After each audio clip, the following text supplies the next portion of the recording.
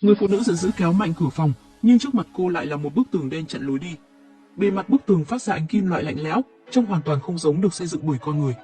Hai vợ chồng nhìn nhau, trên mặt đầy vẻ khó tin.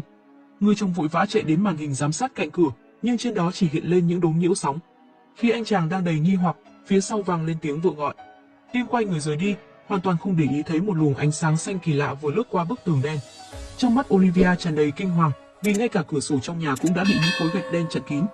Cô nàng tức giận giơ chân đạp mạnh, nhưng bức tường hoàn toàn không nhúc nhích. Điều tuyệt vọng hơn nữa là điện thoại cũng mất tín hiệu. Tim vừa cầm điện thoại đi qua đi lại, bất ngờ phát hiện khi đến gần bức tường, điện thoại sẽ bị nhiễu điện tử. Olivia lục tìm trong hộp dụng cụ lấy ra máy khoan điện, mũi khoan sắc bén xoay điên cuồng trên bề mặt bức tường, nhưng không để lại một vết sức nào. Dù cả hai cùng ra sức, mũi khoan bị ma sát đến mức đỏ rực, nhưng bức tường kỳ quái kia vẫn nguyên vẹn như cũ. Không cam lòng, hai vợ chồng thử khoan vào những bức tường bình thường, nhưng nhanh chóng rơi vào tuyệt vọng, phía sau tường vẫn là lớp chắn đen đó. Cả tòa chung cư dường như đã bị phong tỏa hoàn toàn. Ngay khi họ gần như tuyệt vọng, bỗng nhiên có tiếng cãi vã dữ dội từ căn hộ bên cạnh truyền đến. Hai người lập tức bật máy khoan, lần này không bị cản trở nữa, tường nhanh chóng bị đục một lỗ lớn. Hóa ra bên cạnh là một cặp vợ chồng trẻ, họ đang hét lên đòi tìm chủ nhà để trả phòng. Rõ ràng đối phương cũng phát hiện mình đã bị nhốt lại. Olivia hít một hơi thật sâu, xem ra tất cả tường ngoài của tòa nhà đều đã bị chặn bởi gạch đen. Lúc này, Tim nhận thấy tất cả vòi nước trong nhà đều không có nước chảy ra. Thế nhưng anh không bị khó khăn làm nản lòng, mà lại đề xuất rằng cả hai nên đối mặt như một trò chơi giải đố và tìm cách thoát ra. Câu nói này hoàn toàn đánh sập tâm lý của người vợ, cô sụp đổ đến mức trách chồng rằng anh định tiếp tục chìm đắm trong công việc đến bao giờ. Hôm qua Olivia vốn định đi du lịch, nhưng bị Tim từ chối vì phải phát triển trò chơi cho công ty. Kết quả là hôm sau tỉnh dậy, họ đã bị nhốt trong căn hộ này. Khi bầu không khí giữa hai người đang căng thẳng đến tột độ, anh chàng đột nhiên phát hiện trên bề mặt tường đen có một khối kim loại bám chặt. Cậu thử đến gần tường, quả nhiên cảm nhận được một lực hút mạnh mẽ. Hai người cố gắng thu thập tất cả vật dụng kim loại trong phòng. Sau nhiều lần thử nghiệm, họ phát hiện có 4 vị trí cụ thể trên bức tường đen có từ lực mạnh nhất. Olivia muốn tiếp tục tìm quy luật, nhưng đột nhiên cô thấy những vật dụng kim loại bắt đầu rung lắc dữ dội. Tin linh cảm có chuyện chẳng lành, lập tức nhào tới đẩy vợ ngã xuống sàn. Ngay giây tiếp theo, tất cả vật dụng kim loại đều bị bắn ngược lại từ bề mặt bức tường. Hai người cũng thoát chết trong gang tấc, kinh hoàng nhìn bức tường đen và hoàn toàn từ bỏ ý định khám phá, chỉ hy vọng bức tường này sẽ tự biến mất vào ngày mai. Đột nhiên, căn hộ bên cạnh lại vang lên tiếng cãi vã kịch liệt, rồi là tiếng hét thảm thiết của cô gái hàng xóm. Tim và Olivia lo rằng hàng xóm gặp chuyện chẳng lành, liền dùng máy khoan mở rộng lỗ tường và nhanh chóng chui sang căn hộ bên cạnh. Họ phát hiện trên sàn nhà có vết máu kéo dài, lần theo dấu vết đến phòng ngủ, thấy cô gái hàng xóm nằm bất tỉnh trên sàn. Khi cả hai đang định rút lui, thì chàng trai hàng xóm bất ngờ lao ra vật Tim ngã xuống đất. Trong khoảnh khắc nguy hiểm, Olivia rút bình xịt hơi cay, anh chồng nhanh chóng đứng dậy định vung gậy bóng chày, thì cô gái hàng xóm bỗng chắn trước mặt bạn trai mình. Cả hai người nhà Tim cũng sững sờ. Một lúc sau, họ mới hiểu được tình huống. Cặp đôi hàng xóm này là những người hay sống khép kín, lúc nãy do ảnh hưởng của thuốc mà mất kiểm soát nên mới xảy ra xung đột. Tim ngán ngẩm bước vào kho chứa, hy vọng tìm được dụng cụ gì hữu ích. Anh thử gõ vào bóng điện thì bức tường đen phía sau lóe lên một làn sóng kỳ dị. Olivia thì phát hiện một chiếc camera siêu nhỏ trên giá để đồ. Còn anh chồng thì tìm thấy một chiếc rìu cứu hỏa reset. Cậu dồn toàn lực bổ vào tường đen nhưng vẫn không để lại chút dấu vết nào. Cô vợ bất chợt nảy ra một ý tưởng, nếu không thể xuyên thủng bức tường, vậy có thể thử phá sàn nhà đi xuống. Cô nhớ lúc chuyển đến đã tìm hiểu thông tin, dưới tòa nhà cũ này có một hầm trú bom từ Thế chiến thứ hai, mà hầm trú bom thường được nối với hệ thống tàu điện ngầm của thành phố. Đó có thể là hy vọng duy nhất để thoát ra. Dưới sự gợi ý của Olivia, Tim bắt đầu dùng rìu cứu hỏa đập phá sàn nhà. Cô hàng xóm cảm thấy như đang tham gia một phiên bản thực tế của trò chơi trốn thoát trong căn phòng bí mật. Còn chàng trai thì khăng khăng tin rằng tất cả là do ông chủ tòa nhà giở trò, vì cả tòa chung cư này đều thuộc sở hữu cá nhân của ông ta. Nhờ nỗ lực không ngừng của Tim, cuối cùng họ cũng đập được một lỗ lớn dưới sàn. Nhưng bên dưới hoàn toàn tối đen, gọi mãi cũng không có tiếng trả lời. Anh chàng buộc khăn trải giường thành dây thừng, định tự mình leo xuống trước để thăm dò. Khi vừa chạm đất, một ông lão tóc bạc đột nhiên xuất hiện với tay cầm vũ khí, quát lớn yêu cầu Tim cút đi. Dù cả nhóm cố giải thích rằng họ chỉ muốn đi xuống hầm, ông lão vẫn không lay chuyển. Đúng lúc này, một cô gái trẻ bước ra từ trong phòng, khuyên ông đừng quá cố chấp. Ông trầm ngâm suy nghĩ, cuối cùng vì không muốn cháu gái chết cùng mình, nên đồng ý tham gia kế hoạch trốn thoát của Olivia. Thế nhưng ánh mắt của Tim lại bị thu hút bởi chiếc đầu báo cháy rơi trên sàn nhà. Cậu nhặt mảnh vỡ lên và phát hiện bên trong có một camera siêu nhỏ. Anh chàng lập tức hỏi ông lão có biết gì không, nhưng lão chỉ ngơ ngác, nói rằng những thiết bị báo cháy này đều do ông chủ nhà lắp đặt. Phát hiện này khiến Tim lập tức cảnh giác. Anh chạy vào bếp, tháo đầu báo cháy trên trần nhà, bên trong cũng là một chiếc camera. Mọi người như bừng tỉnh, chắc chắn ông chủ nhà đang bắt chước một chương trình sinh tồn thực tế nào đó. Olivia bỗng nhớ ra rằng chủ nhà sống ngay căn hộ bên cạnh, vậy thì chi bằng trực tiếp sang đối chất. Cả nhóm cùng nhau đục tường sang căn hộ chủ nhà, nhưng bên trong lại vắng lặng như tờ. Họ lục soát khắp nơi, cuối cùng cũng tìm thấy xác của ông chủ nhà trong một góc. Điều kỳ lạ là cả hai cánh tay của đối phương đã biến mất. Tin nhặt điện thoại của ông ta lên, trong album ảnh chỉ có vài tấm hình chụp bức tường đen. Cái chết kỳ lạ của ông chủ khiến cả nhóm rơi vào hoảng loạn tột độ, thậm chí bắt đầu nghi ngờ rằng nơi này không phải là thế giới thực. Olivia tình cờ nhìn thấy tờ báo trên bàn, tiêu đề trang nhất viết về vụ cháy lớn ở khu cảng Hamburg vào ngày hôm qua. Tim chợt nhớ ra chuyện hôm qua nhìn thấy trên đường, vụ cháy đó rất nghiêm trọng, thậm chí còn huy động cả trực thăng quân sự. Khi mọi người còn đang tranh luận rối rít, thì sàn nhà bỗng nhiên sụp xuống, 4 người cùng lúc rơi xuống căn hộ tầng dưới. Khi bụi khói tan dần, một người đàn ông tên là Yuri từ từ xuất hiện. Anh ta giải thích rằng mình không phải là cư dân ở đây, chỉ đến để thăm người bạn thân tên Jason. Nghe nói mọi người đang định thoát khỏi nơi này qua hầm trú ẩn, cậu liền nghiêm túc đưa ra một quan điểm hoàn toàn khác. Có thể bên ngoài đã xảy ra một vụ ô nhiễm sinh học, còn bức tường đen kia thực chất là để bảo vệ mọi người khỏi mối nguy hiểm đó. Olivia hoàn toàn không bị thuyết phục, mà tò mò hỏi, vậy bạn anh Jason kia đâu rồi? Yuri liền dẫn cả nhóm đến phòng ngủ, nơi đối phương đang nằm bất động trên giường và đã tắt thở từ lâu. Cậu giải thích rằng, sáng nay khi Jason đến gần bức tường đen thì đột nhiên tử vong, có thể do máy tạo nhịp tim của anh ta bị nhiễu loạn. Tim lập tức nhớ đến hiện tượng điện thoại bị nhiễu sóng khi tiến lại gần bức tường, trong lòng không khỏi tin vài phần. Nhưng điều đó cũng không thể lay chuyển quyết tâm rời khỏi tòa nhà của mọi người. Sau quá trình đào bới liên tục, cuối cùng họ cũng mở được tấm ván dẫn xuống tầng hầm, rồi tiếp tục tiến vào hành lang tối tăm phía dưới. Không lâu sau, cánh cửa lớn của hầm trú bom đã hiện ra trước mắt. Ai nấy đều nở nụ cười nhẹ nhõm, họ lại gần thêm một bước tới tự do. Thế nhưng khi Olivia dồn hết sức đập tung cánh cửa, ánh mắt mọi người lập tức sững lại. Không thể tin nổi trước mắt họ, ở độ sâu hơn chục mét dưới lòng đất vẫn xuất hiện bức tường đen đó. Marvin hoàn toàn suy sụp, lập tức vung rìu điên cuồng chém mạnh vào bức tường. Tim vội vàng lao lên ngăn cản, lo sợ anh ta làm hỏng công cụ duy nhất mà họ còn.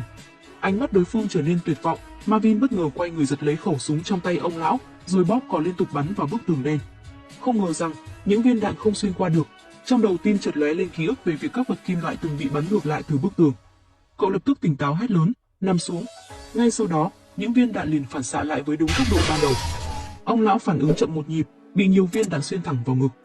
Marvin đứng chết lặng tại chỗ, hối hận tột cùng vì chính sự bốc đồng của mình đã khiến một thành viên trong nhóm trốn thoát thiệt mạng.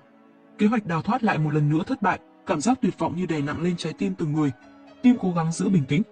Là một nhà thiết kế trò chơi chuyên nghiệp, anh nghĩ rằng để vượt qua một màn chơi như thế này, cần phải thu thập đủ các manh mối. Cậu đề nghị quay trở lại căn hộ của ông chủ nhà, hy vọng có thể tìm được hồ sơ cải tạo tòa nhà hoặc dữ liệu giám sát. Tuy nhiên, Olivia và cô cháu gái của ông lão không đi cùng họ, mà chọn ở lại phòng ngủ của người đã khuất Jason. Biết đâu tại đây sẽ có những manh mối khác.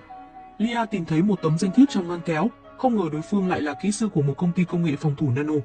Olivia thì phát hiện dưới gầm bàn có một chiếc máy tính xách tay vỡ vụn, cùng một chiếc điện thoại bị hỏng.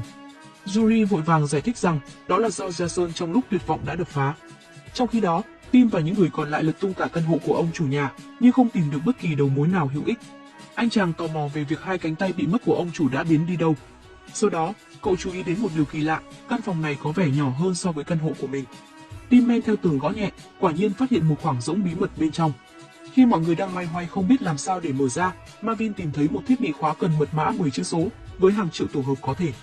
Tim nhanh trí lấy bột mì trong bếp rắc nhẹ lên bàn phím, những phím thường được ấn hiện ra rõ ràng. Như vậy, họ chỉ còn cần thử 24 tổ hợp từ 4 con số này. Anton liền loạng choạng chạy xuống tầng dưới để thông báo cho Olivia, chỉ còn lại Lia ở lại phòng Jason. Trong lúc đang suy nghĩ cách giải mã, cô vô tình liếc thấy chiếc khăn quàng trên cổ nạn nhân có vẻ không hợp lý. Cô thử kéo chiếc khăn xuống, thì phát hiện trên cổ anh có vết bầm tím, rõ ràng là dấu siết cổ. Khi cô nàng còn đang sợ hãi, bóng dáng của Yuri như một bóng ma xuất hiện ngay phía sau. Cùng lúc đó, Tim và nhóm còn lại cuối cùng cũng mở được cánh cửa căn phòng bí mật. Trước mắt họ là một phòng giám sát được trang bị đầy đủ thiết bị, hàng chục màn hình hiển thị cảnh quay riêng tư trong từng căn hộ. Mọi người cuối cùng cũng xác nhận được nghi ngờ bấy lâu, ông chủ nhà là một kẻ biến thái chuyên rình mò người khác. Tim lập tức mở đoạn ghi hình đêm qua. Trong video, bức tường đen xuất hiện ngay lập tức như thể từ hư không. Khi cậu điều chỉnh tốc độ phát chậm lại, mọi người kinh ngạc phát hiện bức tường ấy được ngưng tụ từ một làn khói đen kỳ lạ. Họ tiếp tục xem đoạn video trong căn hộ của Jason, hình ảnh rõ ràng cho thấy đối phương không hề mất mạng như lời Yuri nói, mà là đã bước đến cửa chính và thực hiện một số thao tác gì đó. Khi đèn flash điện thoại sáng lên, ánh nắng mặt trời xuyên qua bức tường đen chiếu vào phòng, rõ ràng Jason đã nắm được cách mở bức tường đen. Khi mọi người còn đang sững sờ, thì phát hiện Yuri đã biến mất. Marvin lập tức lao ra ngoài đi tìm. Khi anh ta đến phòng Jason, thì thấy tên kia đang thiêu hủy một xấp tài liệu, còn Lia thì đã gục ngã bên giường, không còn dấu hiệu sự sống. Trên khuôn mặt Yuri lộ ra nụ cười kỳ quái, hắn lại nhấn mạnh rằng bức tường đen là để bảo vệ mọi người. Ngay lúc đó, màn hình trong phòng giám sát hiện lên đoạn video ghi lại cảnh hắn ta giết chết Jason. Tim nhận ra tình hình nguy cấp, lập tức nhặt lấy khẩu súng rồi lao về phía căn hộ bên cạnh. Đúng lúc đó, Yuri đang giằng co với Marvin. Có thêm Tim hỗ trợ, hai người phối hợp thành công khống chế được gã. Ở phía bên kia, Olivia bỗng nhớ lại tấm danh thiếp của Jason mà cô từng tìm được. Cô chợt nhận ra bức tường đen trước mắt rất có thể chính là sản phẩm của công ty phòng thủ Nano. Tim thì chú ý đến địa chỉ của công ty này, trùng hợp thay, nó nằm ngay trong khu cảng Hamburg, nơi đã xảy ra vụ hỏa hoạn ngày hôm qua. Lúc này Yuri, người đang bị trói tay bị tát một cái tỉnh dậy. Trước những câu hỏi dồn dập từ mọi người, hắn khàn giọng giải thích rằng bức tường đen là hệ thống phòng thủ tối thượng do công ty Nano phát triển. Việc nó được kích hoạt có nghĩa là thế giới bên ngoài đã xảy ra một cuộc khủng hoảng nghiêm trọng nào đó. Olivia lập tức đặt câu hỏi, nếu vậy thì tại sao Jason lại liều lĩnh kích hoạt bức tường đen? Yuri đành phải khai thật, khi ấy Jason nghĩ vụ cháy lớn ở cảng đã làm hệ thống gặp sự cố, nên mới muốn mở bức tường ra để kiểm tra tình hình bên ngoài. Vì muốn ngăn cản bạn mình, Yuri mới ra tay giết người. Nhưng khi mọi người hỏi làm sao để mở được bức tường đen, tên này lại mím chặt môi, sống chết cũng không nói. Hết cách, cả nhóm quay lại phòng giám sát, hy vọng tìm ra manh mối từ hành động của Jason. Tim liên tục xem đi xem lại đoạn video, trong đầu bắt đầu hình thành một giả thuyết táo bạo, đối phương đã ngồi gõ trước máy tính suốt 3 tiếng, có thể là đang lập trình một ứng dụng điều khiển bức tường đen. Giả thuyết này càng được củng cố khi thấy Yuri đã cố tình đập nát điện thoại của Jason. Tim cẩn thận nhặt chiếc điện thoại vỡ, may mắn thay, chip lưu trữ bên trong vẫn còn nguyên vẹn.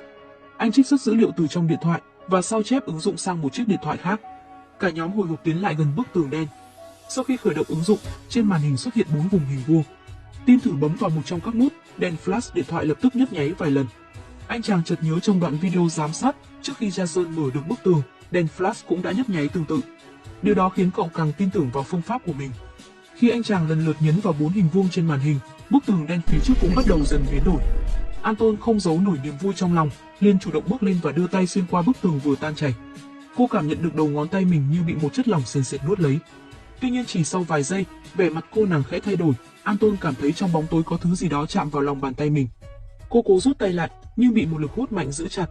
Tim và Olivia lập tức lao tới, cùng nhau kéo giữ lấy cơ thể đối phương. Lúc này họ mới phát hiện, bức tường đen đang dần đông cứng trở lại. Mọi người dốc toàn lực kéo Anton ra, nhưng cuối cùng chỉ có thể bất lực nhìn cơ thể cô bị lớp tường cứng chém đứt lìa. Marvin quỳ gục trong vũng máu, run rẩy ôm lấy nửa người còn lại của bạn gái. Họ từng định khi thoát khỏi nơi này sẽ lập tức đi đăng ký kết hôn, nhưng rồi lại âm dương cách biệt. Từ căn phòng phía sau, tiếng cười điên loạn của Yuri vang lên. Marvin hoàn toàn bất trí, lao vào phòng và xả súng vào hắn ta liên tục. Sau đó, anh tuyệt vọng liếc nhìn hai người một lần cuối, rồi chĩa súng vào đầu mình. Chớp mắt, nhóm người tìm đường sống giờ chỉ còn lại mỗi Tim và Olivia. Họ cố nén nỗi đau, tiếp tục thảo luận nguyên nhân khiến lần mở tường vừa rồi thất bại. Cả hai nhận ra, 4 nút vuông kia có lẽ phải nhấn theo một thứ tự nhất định, bởi mỗi nút đều khiến đèn flash nhấp nháy số lần khác nhau. Olivia chợt nhớ đến đoạn video giám sát, nơi ghi lại toàn bộ quá trình Jason mở tường. Qua việc xem lại đoạn video nhiều lần và đến chính xác số lần đèn nhấp nháy, họ cuối cùng cũng xác định được thứ tự đúng của các nút bấm. Khi Tim và Olivia chuẩn bị thực hiện lần thử cuối cùng, người lẽ ra đã chết là Yuri bỗng cử động. Hắn đứng bật dậy và điên cuồng lao vào tấn công Tim. Hai người bị rượt đuổi đến mức phải tháo chạy tán loạn, cuối cùng chạy đến căn phòng hầm trú bom dưới tầng hầm. Anh chàng lấy thân mình chặn cửa ngăn tên kia xông vào, trong khi Olivia nhanh chóng thao tác trên điện thoại, bấm đúng thứ tự 4 nút vuông. Bức tường đen bắt đầu rung chuyển dữ dội, làn khói đen lan ra khắp nơi. Họ cuối cùng cũng thành công, thế nhưng Tim chẳng thể vui nổi, bởi Yuri đã phá cửa xông vào. Khi anh chàng nghĩ rằng mình sắp mất mạng, thì tên kia bỗng nhiên gục ngã, thì ra Olivia đã kịp quay lại trợ giúp. Lúc này, bức tường đen đã hoàn toàn biến mất. Hai vợ chồng dìu nhau bước vào hầm trú ẩn, trước mặt họ là ánh sáng dần dần hiện ra. Cả hai nheo mắt lại, bước nhanh về phía ánh sáng, cuối cùng cũng thoát ra được thế giới bên ngoài. Nhưng cảnh tượng trước mắt khiến Tim và Olivia chết sững. Không chỉ tòa nhà họ ở, mà toàn bộ thành phố đều bị những bức tường đen giống hệt bao phủ. Cả hai tìm được một chiếc ô tô, lái xe hướng về phía khu cảng. Trên đài phát thanh vang lên thông báo, vụ cháy tại công ty phòng thủ Nano đã dẫn đến lỗi chương trình, kích hoạt hệ thống phòng thủ tuyệt mật. Đến đây, cũng là đoạn kết của bộ phim Brick, một bộ phim đầy tính sáng tạo của Đức trong năm 2025 này. Nếu thấy hay, tiếc gì một like và một lượt subscribe để ủng hộ Vũ Review ngày càng phát triển. Và bây giờ, xin chào và hẹn gặp lại mọi người ở những video tiếp theo.